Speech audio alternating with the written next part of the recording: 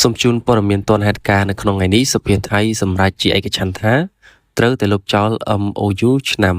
2000បន្ទាប់ពីសភាថៃបានសម្រេចជាឯកច្ឆន្ទកាលពីថ្ងៃទី24ខែមិនិនាក្នុងការទាមទារឲ្យលុបចោលអនុសារណៈនៃការយោគយល់គ្នា MOU ឆ្នាំ2000មន្ត្រីជាន់ខ្ពស់កម្ពុជាថាសកម្មភាពនេះគឺជាការបំពានយ៉ាងធ្ងន់ធ្ងរលើច្បាប់អន្តរជាតិកម្ពុជាបានសង្កត់ធ្ងន់ថាភាគីថៃមិនមានសិទ្ធិលុបចោលឬកែប្រែកិច្ចព្រមព្រៀងនេះតែម្នាក់ឯងដោយគ្មានការយល់ព្រមពីភាគីកម្ពុជានោះឡើយមន្ត្រីជាន់ខ្ពស់រាជរដ្ឋាភិបាលកម្ពុជាបានពន្យល់ថា MOU ឆ្នាំ2000គឺជាឯកសារច្បាប់ដែលត្រូវបានចុះបញ្ជីជាផ្លូវការនៅអង្គការសហប្រជាជាតិ UN ជាងនេះទៅទៀតនៅក្នុងខ្លឹមសារនៃកិច្ចព្រមព្រៀងនេះគឺมันមានបទបញ្ញត្តិណាមួយដែលអនុញ្ញាតឲ្យភាគីណាមួយមានសិទ្ធិលុបចោលជាឯកតោភាគីនោះទេដូច្នេះការសម្រេចចិត្តណាមួយរបស់សភាថៃដែលចង់លុបចោលយន្តការព្រំដែននេះនឹងត្រូវចាត់ទុកថាជាការរំលោភលើកិច្ចគោលការណ៍ច្បាប់អន្តរជាតិកម្ពុជានៅតែបន្តរក្សាជំហរការពារភាពស្របច្បាប់នៃកិច្ចព្រមព្រៀងនេះដើម្បីធានានូវអធិបតេយ្យភាពនិងបូរណភាពទឹកដីព្រមទាំងស្ថិរភាពតាមបណ្ដោយព្រំដែននៃប្រទេសទាំងពីរឧបនាយករដ្ឋមន្ត្រីនិងជារដ្ឋមន្ត្រីក្រសួងមហាផ្ទៃថៃលោកអនុទានច័ន្ទវរៈគុលនៅព្រឹកថ្ងៃពុធនេះបានបដិសេធមិនធ្វើអត្ថាធិប្បាយលើរបាយការណ៍ដែលមានការប៉ះទង្គិចគ្នារវាងប្រជាពលរដ្ឋជុំវិញបញ្ហាប្រេងឥន្ធនៈក្នុងអំឡុងពេលវិបត្តិធម្មពលកំពុងបន្តកើតមានដោយលោកអះអាងថារដ្ឋាភិបាលមិនទាន់ទទួលបានរបាយការណ៍ផ្លូវការណាមួយនៅឡើយទេទោះជាយ៉ាងណាលោកបានទទួលស្គាល់ថាការបញ្ឈប់ការឧបត្ថម្ភលើតម្លៃប្រេងម៉ាស៊ូតពិតជាមានផលប៉ះពាល់ដល់សាធារណជនថ្លែងនៅឯវិមានសភាលោកអនុទានបានលើកឡើងថាលោកនឹងមិនឆ្លើយតបឡើយនៅពេលដែលត្រូវបានសួរអំពីហេតុការណ៍ដែលថាសមាជិកនៃសាធារណជនបានវាយតប់គ្នាដើម្បីដណ្ដើមប្រេងនៅពេលសួរថាតើវិបត្តិនេះជារឿងដែលរដ្ឋាភិបាលត្រូវដោះស្រាយដែរទេលោកបានឆ្លើយថាលោកមិនទាន់ដឹងអំពីស្ថានភាពនេះនៅឡើយទេហើយក៏មិនទាន់មានរបាយការណ៍ណាមួយត្រូវបានដាក់ជូនដែរ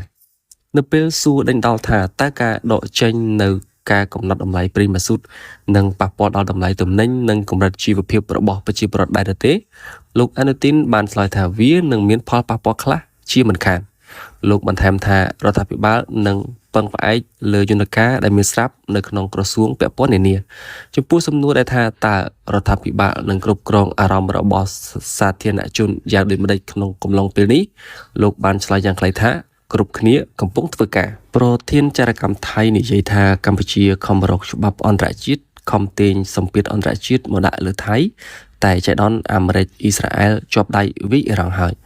ម្នាក់នេះក៏ចោទបំណងថាសង្គ្រាមជុំទី3អាចមកពីកម្ពុជាដោយនិយាយថាកម្ពុជាបានទិញអាវុធបន្ថែមពីអឺរ៉ុបខាងកើតនិងចិត្តបោះឆ្នោតនៅក្នុងឆ្នាំ2027ដូច្នេះអាចយកព្រំដែនទាញយកប្រជាប្រិយភាពត្រង់នេះយកចរិតស្ដេចអាដប់គុតនិងអាម៉ាត់អត់គ្រប់ទឹករបស់ខ្លួនមកលាបពណ៌គេគិតថាគេសុទ្ធតែដូចខ្លួនអាប់ដេតជូនបងប្អូននៅថ្ងៃទី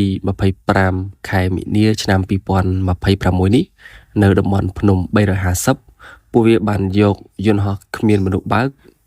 មកស៊ើបការវាត្រៀមលក្ខណៈប្រុងជាងការនៅជុំទី3ហើយឬក៏យ៉ាងណាបងប្អូនទាំងអស់គ្នាដោយវាបង្ហោះថាត្រៀមលើកទី3មានលក្ខណៈតានតឹងខ្លាំងនៅបន្ទាត់ជួរព្រំដែននៅថ្ងៃនេះថ្ងៃទី25ខែមិនិនាឆ្នាំ2026នេះនៅតំបន់ភ្នំ350ពួកវាបានយកយន្តហោះគ្មានមនុស្សបើកត្រៀមលក្ខណៈជុំទី3ងាកមកចាប់អារម្មណ៍ជាមួយនឹងអនុព័ន្ធយោធាមីយ៉ាន់ម៉ាបដិញ្ញាជំរុញទំនាក់ទំនងនិងកិច្ចសហប្រតិបត្តិការរវាងកងទ័ពកម្ពុជានិងមីយ៉ាន់ម៉ាឲ្យកាន់តែមានប្រសិទ្ធភាពខ្ពស់ភ្នំពេញនាយការិយាល័យអនុព័ន្ធយោធាមីយ៉ាន់ម៉ាប្រចាំកម្ពុជាឧត្តមសេនីយ៍ត្រីសូវ៉ុនបានបដិញ្ញាចិត្តថានឹងបន្តជំរុញទំនាក់ទំនងនិងកិច្ចសហប្រតិបត្តិការរវាងកងទ័ពមីយ៉ាន់ម៉ានិងកម្ពុជាឲ្យកាន់តែមានប្រសិទ្ធភាពខ្ពស់ការបដិញ្ញាចិត្តនេះធ្វើឡើងនៅក្នុងការលោកឧត្តមសេនីយ៍បានជួយជួបសម្ដែងការគួរសមជាមួយនឹងឯកឧត្តមនាយឧត្តមសេនីយ៍វង្សពិសេនអគ្គមេបញ្ជាការនៃកងយុទ្ធពលខេមរភូមិន្ទនាព្រឹកនៅថ្ងៃទី25ខែមិនិនាឆ្នាំ2026នៅអគ្គមេបញ្ជាការដ្ឋានឯកឧត្តមនាយឧត្តមសេនីយ៍វង្សពិសេនបានថ្លែងនៅការស្វាគមន៍និងអបអរសាទរចំពោះលោកឧត្តមសេនីយ៍ត្រីសុនវ៉ូដែលត្រូវបានតែងតាំងជាអនុព័ន្ធយោធាមីយ៉ាន់ម៉ាប្រចាំព្រះរាជាណាចក្រកម្ពុជា រាជធានីភ្នំពេញដោយមានការអនុញ្ញាតជាតំណាងដ៏ខ្ពង់ខ្ពស់ឯកឧត្តមនាយឧត្តមសេនីយ៍ទាសីហាឧត្តមឧបនាយករដ្ឋមន្ត្រីក្រសួងការពារជាតិឯកឧត្តមសេនីយ៍ឯកអរដ្ឋតារារដ្ឋរដ្ឋលេខាធិការក្រសួងការពារជាតិបានទទួលជួបសម្ដែងការគួរសមនិងពិភាក្សាការងារជាមួយនឹងគណៈប្រតិភូសហភាពអឺរ៉ុបដឹកនាំដោយឧត្តមសេនីយ៍ Daniel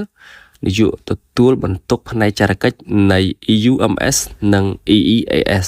កិច្ចជំនួបនេះបានផ្ដោតទៅលើបញ្ហាដែលពាក់ព័ន្ធនឹងស្ថានភាពព្រំដែនរវាងបច្ចុប្បន្នរវាងកម្ពុជានិងថៃនិងការពង្រឹងកិច្ចសហប្រតិបត្តិការទ្វេភាគីផ្នែកយោធារវាងកម្ពុជានិងសហភាពអឺរ៉ុប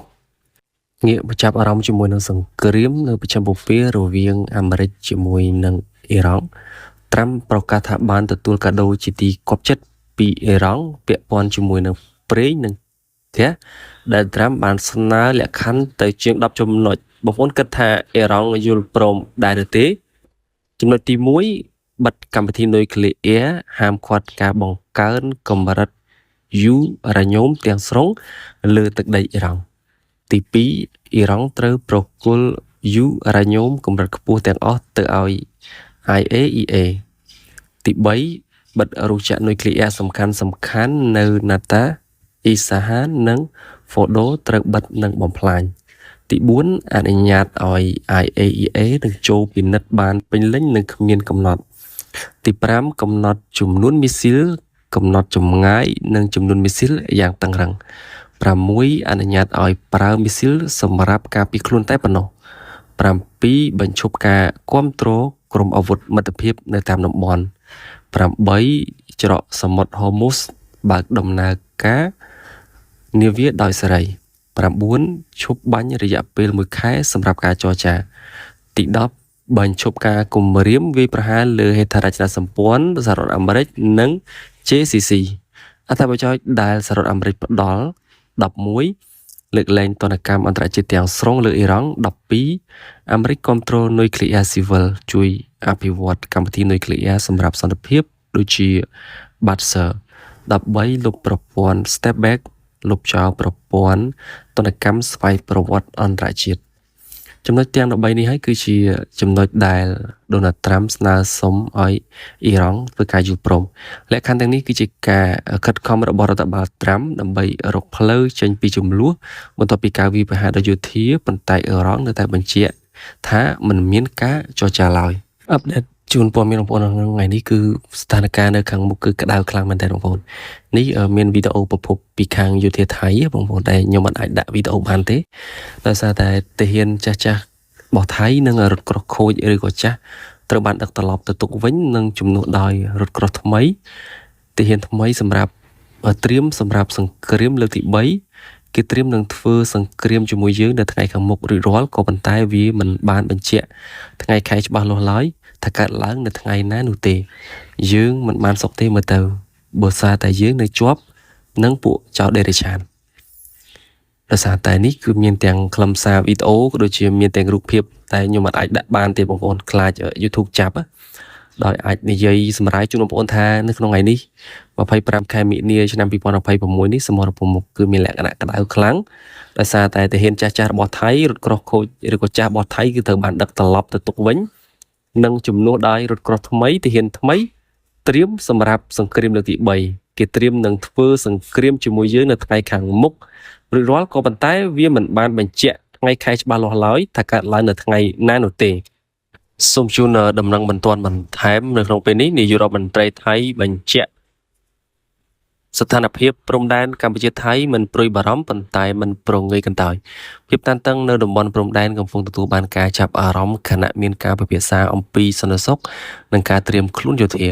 នាយករដ្ឋមន្ត្រីថៃអនុទានច័ន្ទវិរៈគុលបានថ្លែងថាទោះបីជាមិនមានការព្រួយបារម្ភអំពីស្ថានភាពរបស់កម្ពុជាក៏ដោយក៏ប្រទេសថៃនៅតែតាមដានយ៉ាងជិតស្និទ្ធនិងមិនប្រងើយកន្តើយចំពោះស្ថានភាពនេះឡើយលោកបានលើកឡើងថាកងទ័ពកម្ពុជាកំពុងចល័តជាធម្មតានិងមានសញ្ញាណាមួយដែលគួរឲ្យព្រួយបារម្ភទន្ទឹមនឹងនេះថៃបានបញ្ជាក់ថាខ្លួនបានត្រៀមខ្លួនរួចរាល់ទាក់ទងនឹងឧបករណ៍យោធានិងស្ថានភាពសន្តិសុខនៅតំបន់ព្រំដែននៅតែស្ថិតក្នុងសភាពដដែល តើអ្នកគិតថាស្ថានភាពព្រំដែននេះស្ងប់ស្ងាត់ឬអាចកើនភាពតានតឹងបន្ថែមទៀតដែរឬក៏យ៉ាងណាដំណឹងបន្ទាន់រដ្ឋមន្ត្រីការបរទេសចិនជំរុញឲ្យមានកិច្ចចរចាសន្តិភាពឆាប់ៗក្នុងជំនួបទូរស័ព្ទជាមួយនឹងសម្ភាគីអ៊ីរ៉ង់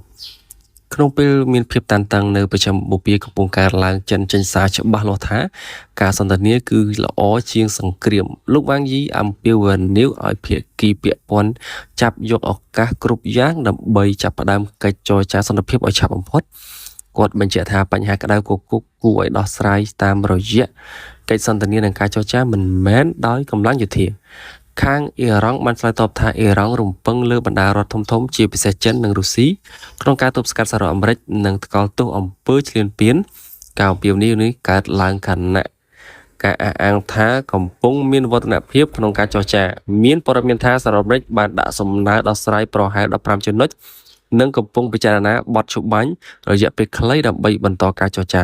សញ្ញាពីចិនបង្ហាញថាមានការជំរុញការទូតកាន់តែខ្លាំងដើម្បីបញ្ជាការបន្តការកើនឡើងនៃចំនួនសំណួរសួរថាតើសម្ពាធពីអន្តរជាតិអាចនាំឲ្យភាគីទាំងពីរចូលតុចរចាពិតប្រាកដដែរឬទេ